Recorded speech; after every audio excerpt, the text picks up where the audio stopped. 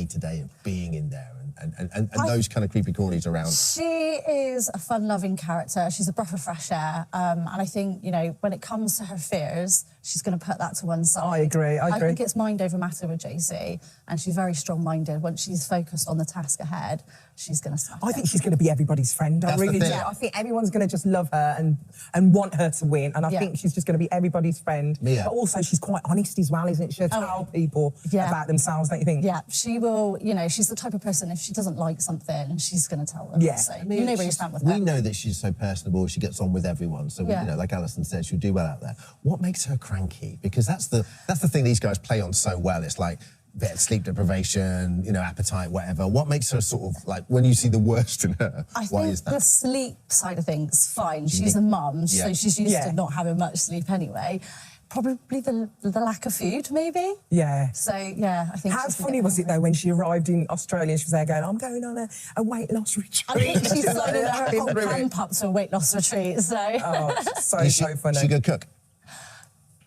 I think she did like Christmas dinner last year, and I was quite impressed. Oh, yeah, she did Christmas dinner, yes. That's what I seen you, isn't it? I was quite impressed with that Christmas dinner. Well, listen, we've got the inside scoop here. Yeah.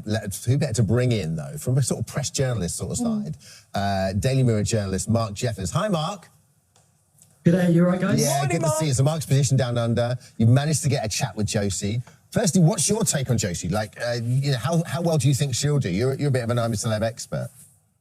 Well, I mean, she's the bookie's favourite to win at the moment, so I think she's probably got a great chance. You guys obviously know her a lot better than me, but having met her twice in a week, she's a people person, isn't she? You know, you get chatting to her, you sort of feel like you're friends with her straight away.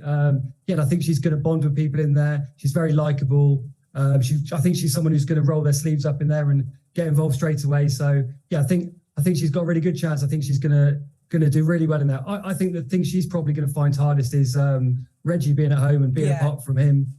She brought him up a few times when we spoke to her yesterday, and I think the longer that goes on, the longer they're apart. It's probably the longest they've ever been apart since he was born 5 years ago. So I think that's going to really kick in after a week or two. So I think we might see some tears.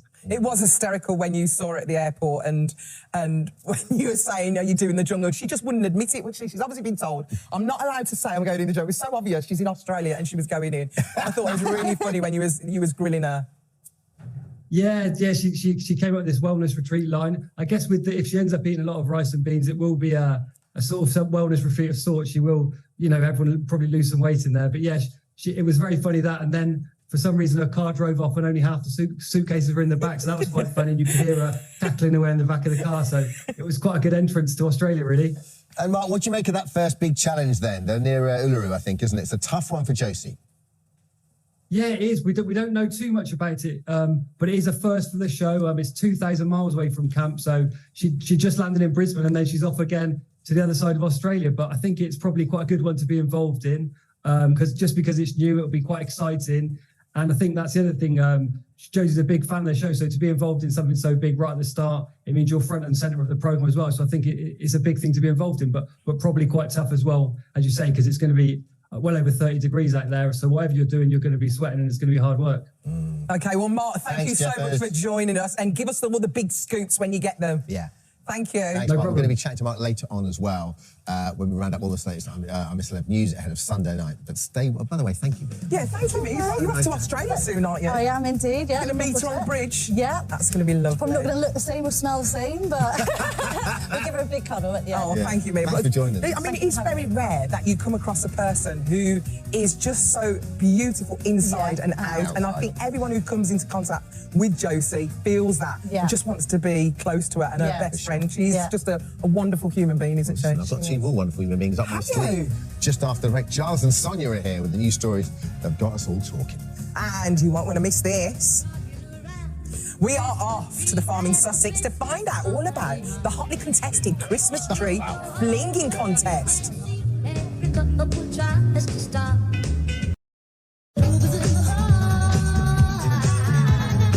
I love that song. Welcome back to your Fridays this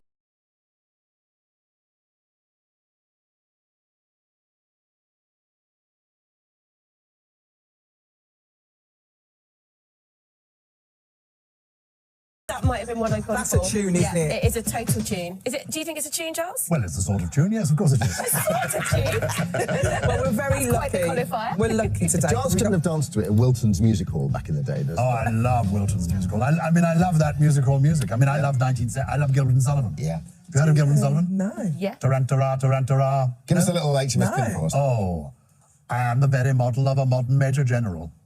Well, that's the best I can. Very good.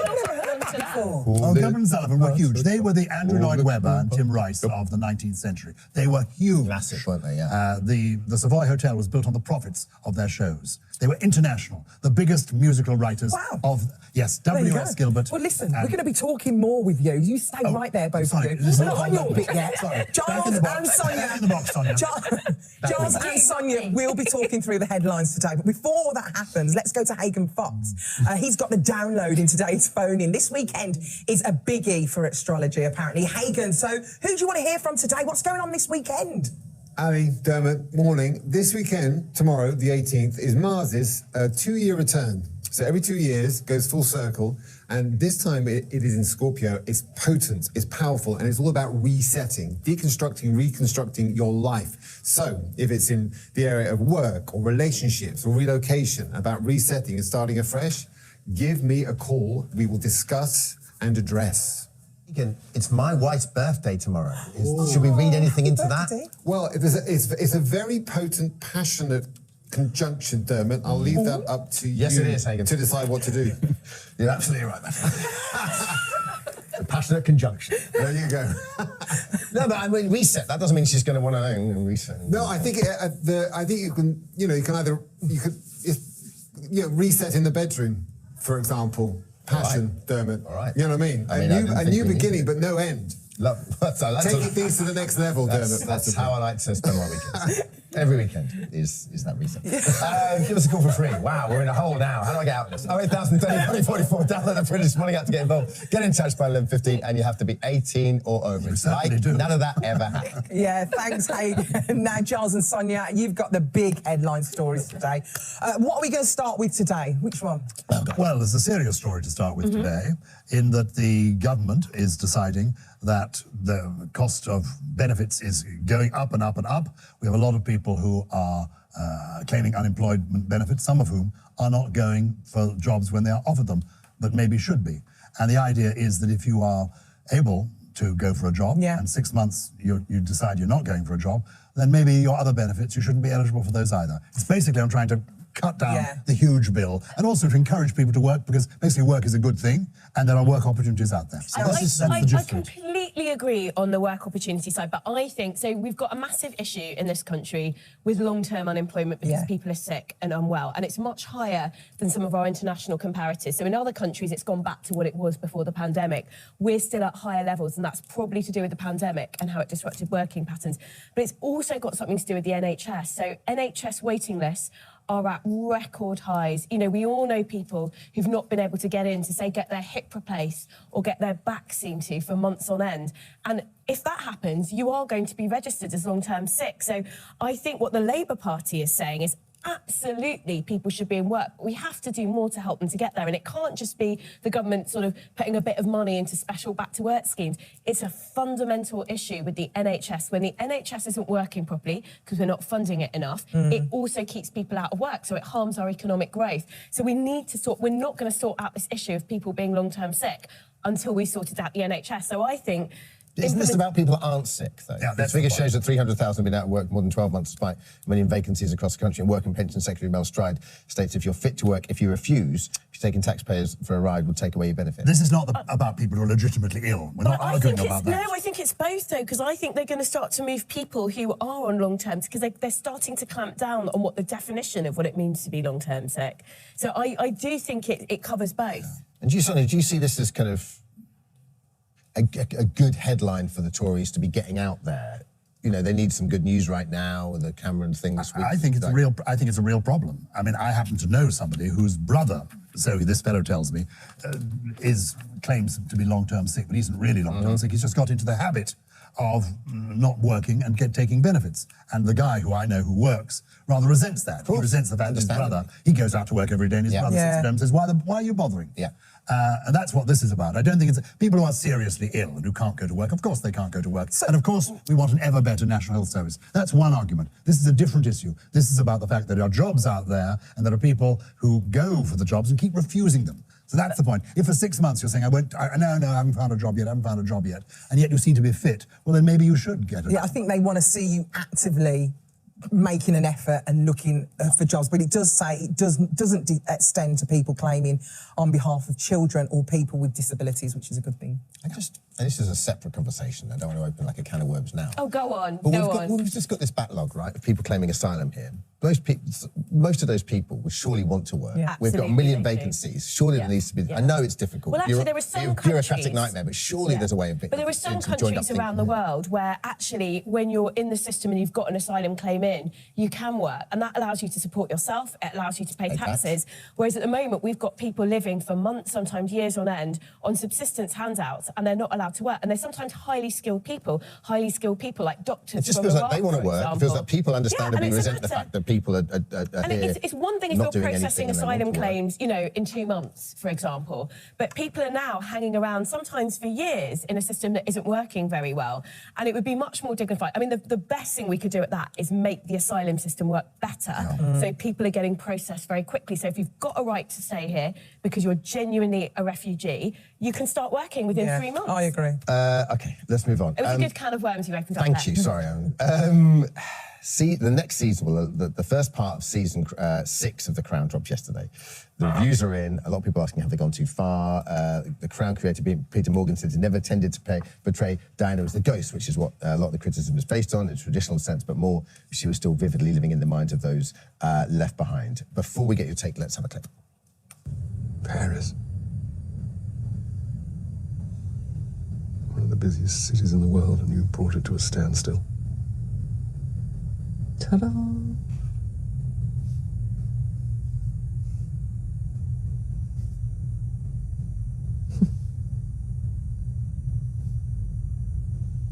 It was ever thus. You were always the most beloved of all of us.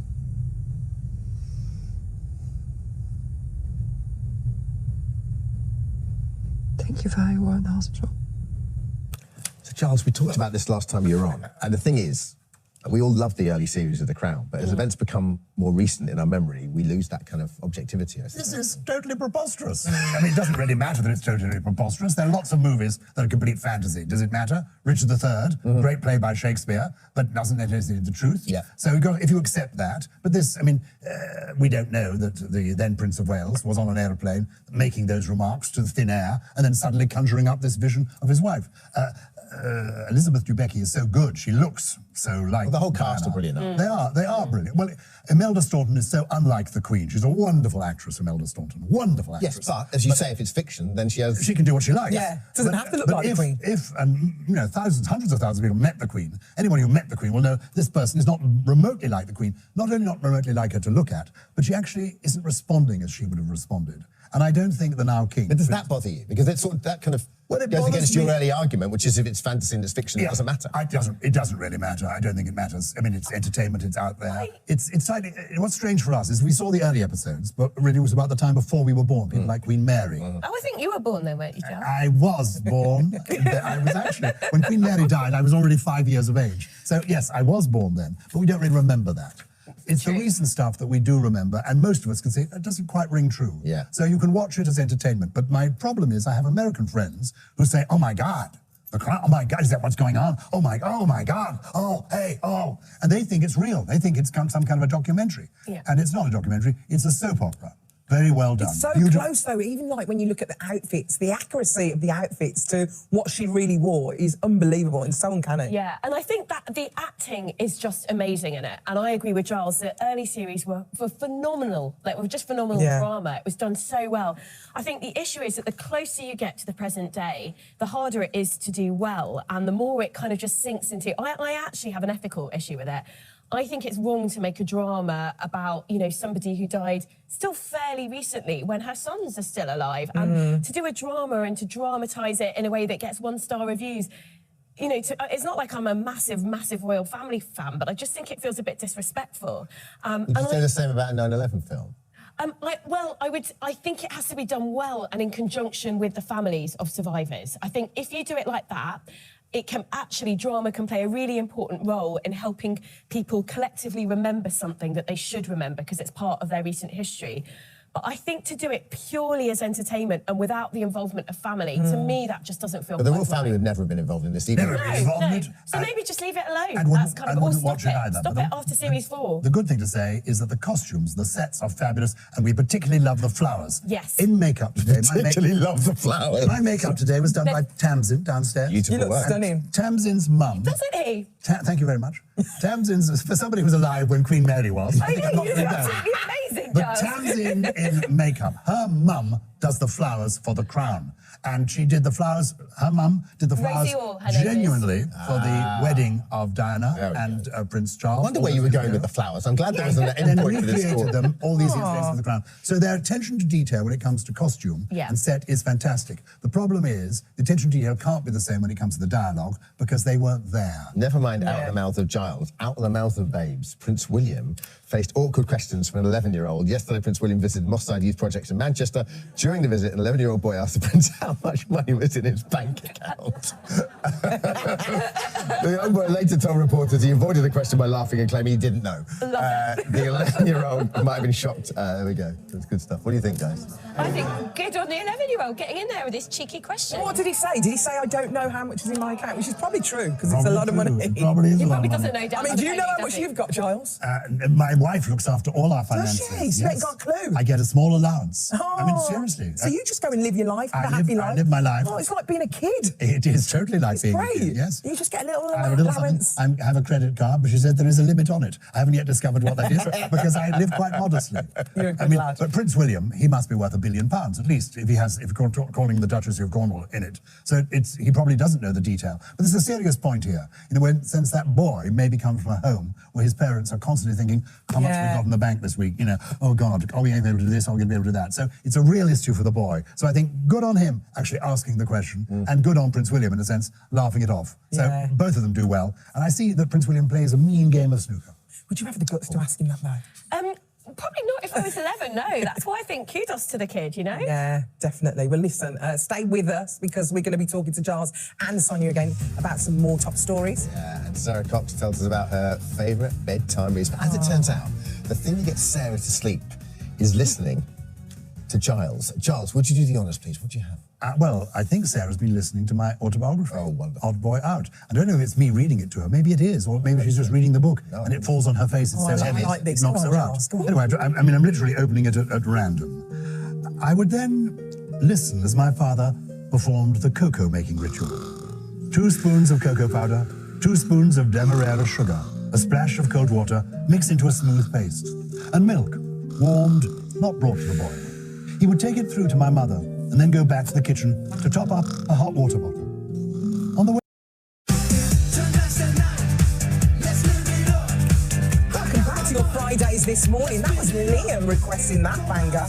That gets me going every time. Is it you guys? Absolutely. Should we turn it on? Let's kick it on. Thank you. Very good. Time for more of today's headlines with Giles and Sonia. Hello, you two. We just want to carry on dancing. Sonia, what has kicked off your attention in the papers? I've got another story about music. Go on. Go on. So apparently us Brits like to clean to music. We do. Yeah, we do, because it makes it go quicker, and also you end up doing more cleaning. And there's been a survey of the top songs, and the top one is... Do you want to have a guess, or should I just tell you? I Want to Break Free. Oh, it makes sense. Because of the video with Freddie, right? Oh, yeah, because he was hoovering, wasn't he? Exactly. He was hoovering. Nice. Anyway, what a tune, right? And I have to say, I like to clean to music as well, especially when I'm vacuum cleaning, because it's my least favourite chore. So what I do is I put on my noise-cancelling headphones so I can't hear the vacuum, and I dance as I'm vacuuming, and I listen to ABBA. Well, I like to do, when I put the house to bed, I do the dishwasher, make sure all the lights are sort of down, everyone's happy, cats are fed. Good night, fridge. I've got this vision of like you going outside and getting this massive blanket, put it over the house. Metaphorically, that's what I'm trying to do. Bed. And I always try to do that in the time it takes for a couple of songs. So I like, so I can't leave a song. Giles, do you do the same? I do this for the hoovering. I come into the room and people think I'm hovering, but actually I'm hovering. I come in and I go like this. Dear Lord and Father of mankind, forgive our foolish ways.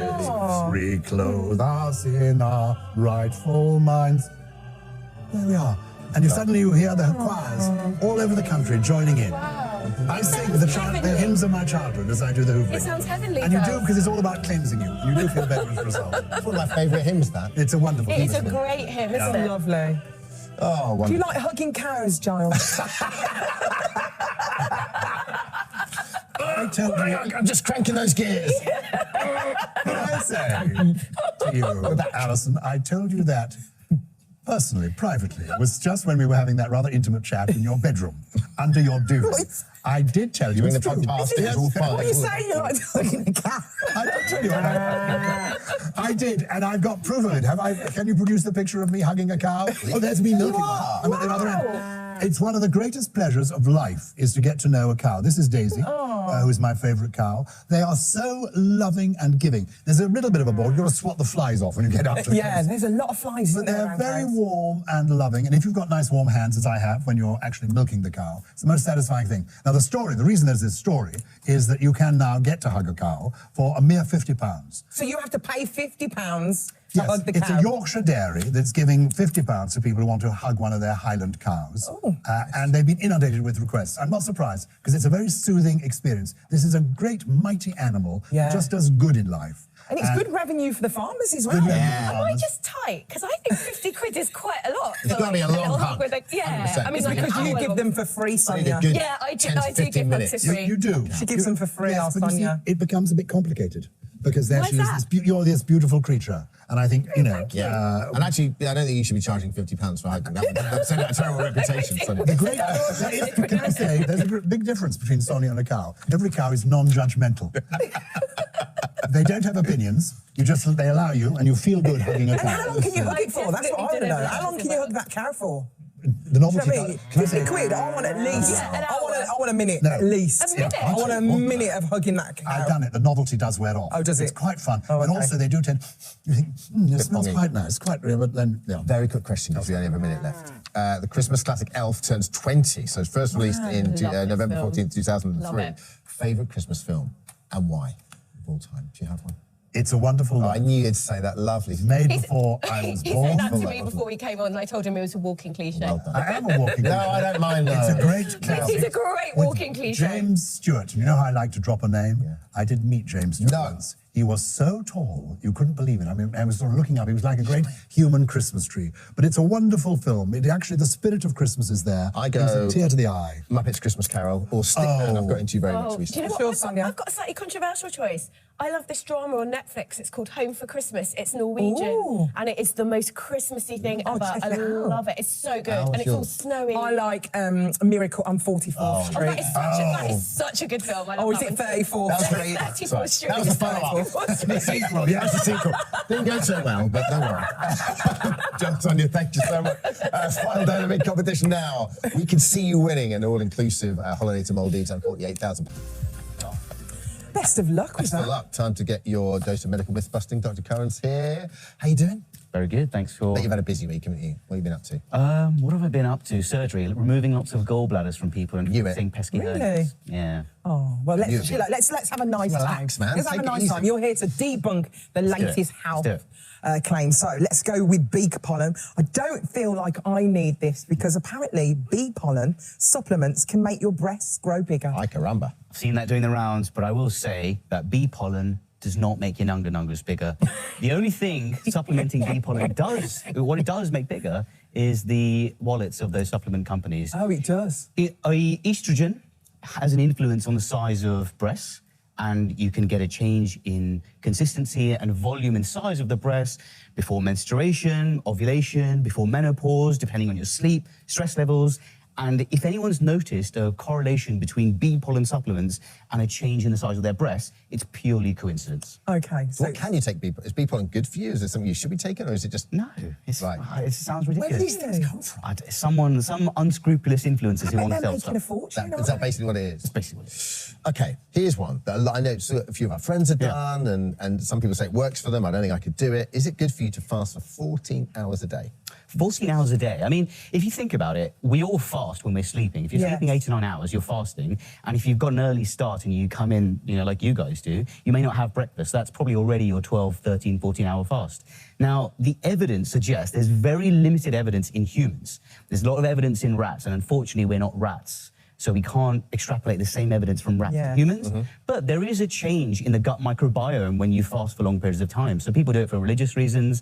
And there's one type of bacteria called Akkermansia muciniphila, basically a mucus-loving good bacteria that does like a cleanup job when you fast for a period of time. We know about some of the short-term benefits. It may improve blood fat levels, cholesterol levels, insulin sensitivity, but we don't really know long-term data in humans. If you like it, do it. If you don't like it, don't do it. And especially if you're diabetic, I'd be very careful with fasting and doing these strange fad diets because that could affect your blood glucose levels. And if you are fasting, can you still just drink water? Are you still in the fast or not? I think you should. I mean, you should do whatever your body tells you to do. A lot of these things are fads, and I think a lot of these things are overhyped. Oh, you need to go keto, you need to go carb-free, you need to fast. A lot of these are overhyped because there are lots of camps and zealots in each of these fitness and nutrition fields that you have to go carnivore, you have to do what our ancestors did. Well, our ancestors who were cavemen also died when they were 30. So, no. Yeah, maybe I don't want to do it. Yeah. I can't even fast for 14 minutes. Anyway, listen, a woman's brain shrinks apparently during pregnancy. Ooh. Is this true? I was highly suspicious of this, but I looked into it. It is true. There were some studies which suggested it does shrink, but shrinking is not always bad. It makes you forgetful, maybe. Because I can remember when I was pregnant, I was quite forgetful of things, where I left stuff. Pregnancy brain is associated with this. So you get a volume loss, but the number of neurons doesn't drop. It's just the connections between neurons, the synapses, which shrink. It's called synaptic pruning. Just like you prune the extra leaves in a hedge, it makes it more efficient. It's smaller, but more efficient. So you can respond to the emotional needs of your baby. That's the hypothesis anyway. But also you get a shrinkage of one of the memory areas, which may explain pregnancy brain, where you're slightly more forgetful. But it comes back to normal size, 6 months to 2 years after pregnancy. That's what the studies suggest. Honey in my tea will fix a sore throat. Correct. I agree with Discuss. this. I will tell you something. Again, I used to be very, very suspicious of stuff like this. Stop being so anti-honey. I know. No, I do like honey. But there was a relatively recent study which suggested using honey for your sore throat may be as effective, if not more effective, than traditional over-the-counter remedies, like cough suppressants and things like that. Yes. We even use it in the hospital for difficult-to-heal wounds. We put honey patches on the wounds. So honey is very good. It's antibacterial, it's anti-inflammatory, but it's not going to cure beyond various things. But it's a nice little adjunct to have in addition to just superfood honey, isn't it? Like I'm really low and going for a run or something, just two seeds. I love it. Honey just gives you. And I do feel better. When you've got a sore throat. Orange. I have lemon and honey, a little bit of ginger, hot water. Green tea and lemon, the effects of the green tea are increased if you add lemon to your green tea. And it tastes better. Yeah. Oh. Okay. Okay, go on, darling. Oh, thanks. I need to poo after every meal, in inverted commas, question mark. So what is the guideline? How much should we be pooing a day? Because it says a general rule, pooping anywhere from 3 times a day to 3 times a week is completely normal. If you're dropping a trowel biscuit after every single meal, there is something to worry about. Is there? Really? Yeah. You shouldn't be, You'd be really efficient if you were doing that. Yeah, you shouldn't be dropping the kids off after every single meal. Okay, but what is there to worry about? Like, what would be wrong with you if you do that? Irritable bowel syndrome, lactose intolerance, and I think, if you look at the gut motility, so the time it takes for the time you eat the food and it comes out the bottom end as a little chocolate fudge packet, it takes between 10 hours and 73 hours. Oh, wow. So that's roughly 3 times a day to 3 times a week. Yeah. So that is the normal range, the Goldilocks zone of pooping, as you will. Yeah. And pooping after every meal, not normal. But if you do eat a meal in the morning, you will stimulate the gastrocolic reflex. And often people have a coffee or something to eat in the morning and then they evacuate themselves. That's the gastrocolic reflex. Great. So 3 times a day is normal. up to 3 times a day is normal, but it also depends on how you feel. If you go 3 times a day and you still feel like there's something else there, that may be not normal. Sure. So constipation isn't just how much you go, but how you feel as well. Are you bloated? You feel crampy? Okay, Dr. Curran, thank you so much. We covered a lot It's around there, buddy. enlightening. Thank you so much. In just a moment, we're going to be catching up with radio legend and bookworm Sarah Cox. And from Radio Decks to Christmas Decks, Georgina Burnett will be showing us 2023's top Christmas trends, including a 6-foot tree for just £20. Back soon.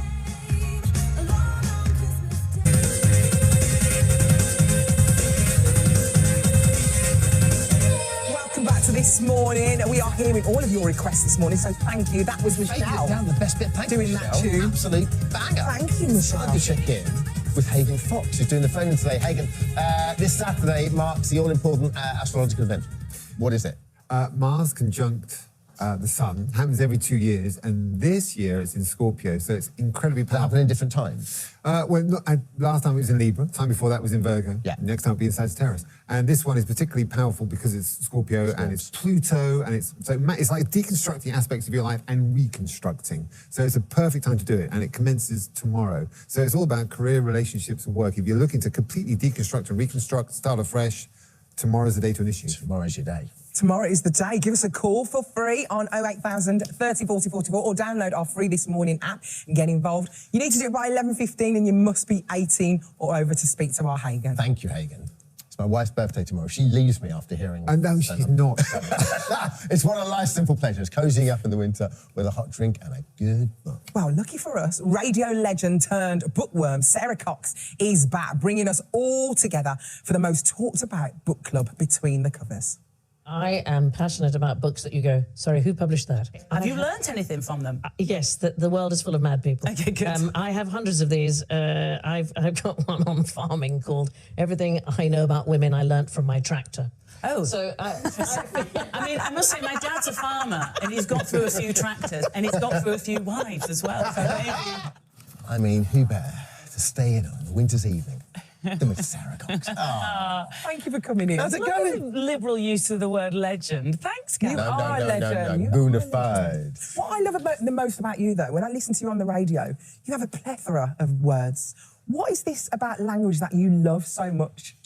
I just always have. Really? I loved English at school. And then when I started in telly, doing the girlies show, I started doing a bit of writing in that. We used to give an award out each week. And Which we won't mention. Which we won't mention. And I used to write them. Yeah. And I remember the male producers at the time, because I was like 21, they were like, oh, OK, have a go at writing if you like. And I was quite proud of them. Did you always have books around the house when you were growing up? Was that where'd the love come from? My mum would always have sort of a chunky book on the go, but normally a bit of a racy one. Catherine Cookson or a bit of Catherine Cookson, yes. My mum was a fan. She loved the Catherine Cookson. Oh, yeah. Oh, yeah. I mean, it was a real, and I got into... I honestly don't understand, or I don't know how you read so much, because how many books would you get through in a week?